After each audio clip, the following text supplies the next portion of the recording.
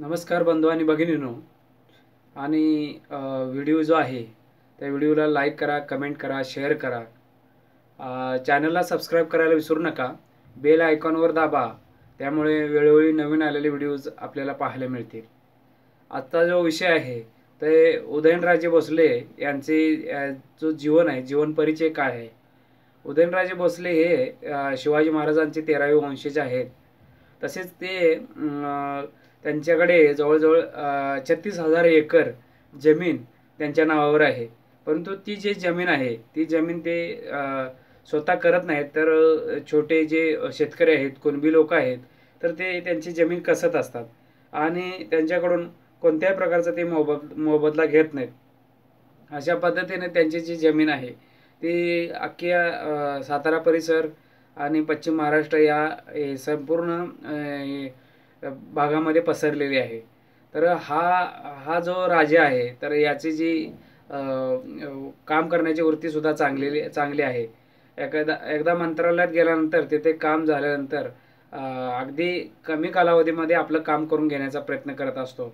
आणि जी आसपासची लोक जे आहेत, तर ह्या राजाला बघून एक भीतीचं वातावरण निर्माण होतं. आदरयुक्त भीती लोकांच्या मध्ये तयार होते.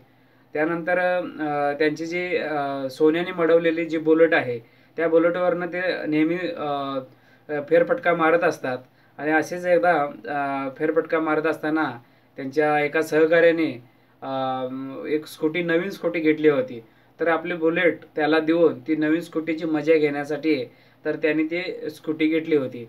त्यानंतर एक म्हातारी बाई रस्त्याने चालली होती, तर तिला आपल्या गाडीमध्ये घेऊन त्यांनी घरापर्यंत तिला पोहोचवण्याचा प्रयत्न केला आणि पोचून आले ते.